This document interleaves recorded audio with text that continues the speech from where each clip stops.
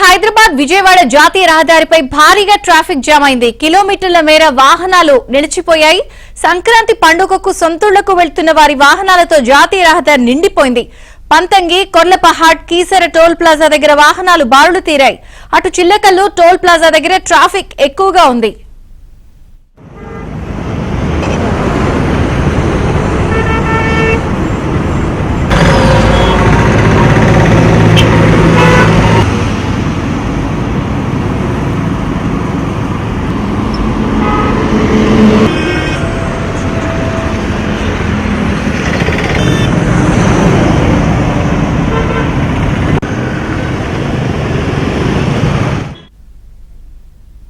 Special బస్సుల పేరుతో ordinary బస్సులు వేయడంపై ప్రయాణికులు ఒక పక్కన ఆగ్రహం వ్యక్తం చేస్తూనే ఎలాగైనా సరే సొంతూళ్లకు వెళ్లి పండుగను ఎంజాయ్ చేయాలని చెప్పి దాదాపుగా చాలా మంది తమ సొంత వాహనాలతో బయలుదేరిన నేపథ్యంలో టోల్ గేట్ల దగ్గర వాహనాల రద్దీగా ఎక్కువగా ఉంది.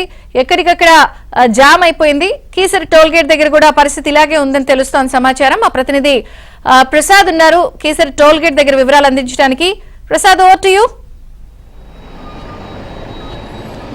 విజయ చంద్రిక సంక్రాంతి సంబరాలు సందడి చేసేందుకు అయిన వారిని కలిసి ఆత్మీయత పంచుకునేందుకు ఇతర ప్రాంతాల్లో స్థిరపడిన వారందరూ కూడా స్వగ్రామాలకు పయనమయ్యారు. అందులో భాగంగా హైదరాబాదు అలాగే తదితర చుట్టుపక్కల ప్రాంతాల నుంచి అందరూ కూడా విజయవాడ పెద్ద ఎత్తున చేరుకున్నారు. కేసర టోల్గేట్ వద్ద వాహనాల రద్దీ కొనసాగుతోంది. నిన్నటి నుంచి కూడా ఈ హడావుడి ప్రారంభమైంది. ప్రధానంగా నిన్న ఈ సహజంగా ప్రతిరోజు కేసర టోల్గేట్ వద్ద 15 నుంచి 20,000 వాహనాలు రీచ్ అయితే నిన్న ఒకరోజు అర్ధరాత్రి 12 గంటల వరకు 28,000 వాహనాలు రీచ్ అయినట్టు కూడా అధికారికంగా ఇక్కడ వివరాలు చెప్తా ఉన్నారు. మరోవైపు నిన్న అర్ధరాత్రి నుంచి ఇప్పటి వరకు దాదాపు 12,000 వాహనాలు ఈ టోల్గేట్ దాటి విజయవాడ వైపు పయనించే ప్రస్తుతం మనం కేసర టోల్గేట్ వద్ద ఇక్కడ వాహనాల బారులు తీరిన పరిస్థితి కూడా చూస్తున్నాం. అయితే ఆ గతంలో కిలోమీటర్ల మేర బారు తీరిన పరిస్థితి. అయితే ఎప్పుడైతే ఈ ఫాస్టాగ్ వంటి అధునాతన సాంకేతికపరమైన సౌకర్యాలు అందుబాటులోకి వచ్చాయి అప్పటి నుంచి కూడా దాదాపు కొన్ని లైన్లో చాలా వేగంగా వాహనాలు ముందుకు కదులుతూ ఉన్నాయి.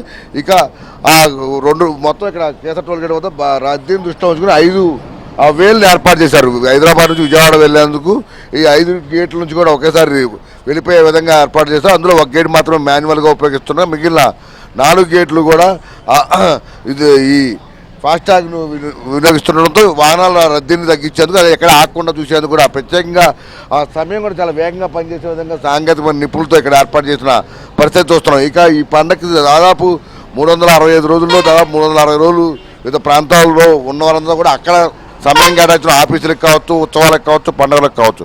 కానీ సంక్రాంతి అంటే మాత్రం గోదావరి జిల్లాల్లో అత్యధికంగా సంబరం కనిపిస్తూ ఉంది.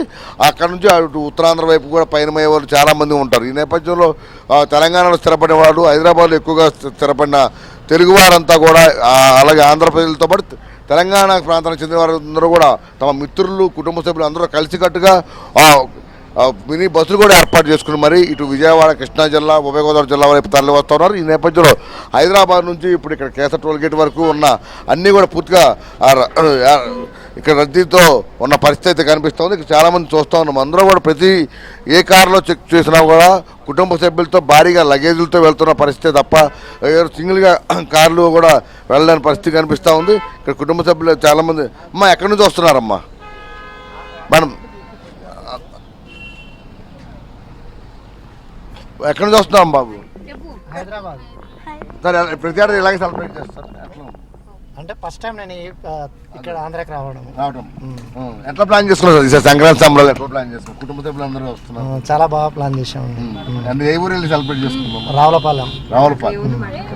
మేడం చెప్పండి ఎట్లా అంటే రావులపాలెం అంటే గోదావరి జిల్లాలో ఫస్ట్ టైం విజిట్ చేస్తున్నాం. అది తెలంగాణ స్టేట్. అక్కడ ఫ్రెండ్స్ వాళ్ళు ఇన్వైట్ చేశారు. ఎలా ఉంటది? 3 రోజులు అక్కడే ఉంటారా మేడం? అవునండి, 3 days ఉంటాం. సంక్రాంతి తెలిసే కోడి పందాలు చూసావా? చూడలేదు, ఇప్పుడు చూడడానికి వెళ్తున్నాం. ఓకే అమ్మా, థ్యాంక్ యూ. ఇది చూస్తూ ఉన్నాము. ఇక్కడ కేవలం ఆ ప్రాంత ప్రజలే కాదు, ఇక్కడ తెలంగాణలో స్థిరపడిన వారు, తెలంగాణ పుట్టి పెరిగిన వారు కూడా ఇప్పుడు బంధుమిత్రుల ప్రత్యేక ఆహ్వానం మేరకు మనతో ఏబిఎన్తో మాట్లాడిన వారు కూడా రావులపాలెం వెళ్ళి 3 రోజులు అక్కడే సందడి చేసే విధంగా మొత్తం కుటుంబ సభ్యులందరూ కూడా బయలుదేరినట్టు కూడా చెప్తా ఉన్న పరిస్థితులు. ఇలాగే చాలామంది కూడా ప్రత్యేకంగా కారుల్లోనూ, బస్సుల్లోనూ, ట్రైన్లలో కూడా బయలుదేరి ఈసారి పండుగను చాలా పూర్తి పూర్తి స్థాయిలో చేసుకునేందుకు కూడా ఏర్పాట్లు చేస్తున్నట్టు కూడా చెప్తున్నారు. మొత్తం మీద ఇది ఒకేసారి మొత్తం హైదరాబాద్ నుంచి ఒకేసారి అందరూ పయనమైన నేపథ్యంలో బస్సులు, ఇటు కార్లు, ఇటు ట్రైన్లు మొత్తం అన్ని దారులు కూడా గోదావరి అయిపోయినట్టుగా కూడా కొనసాగుతుంది.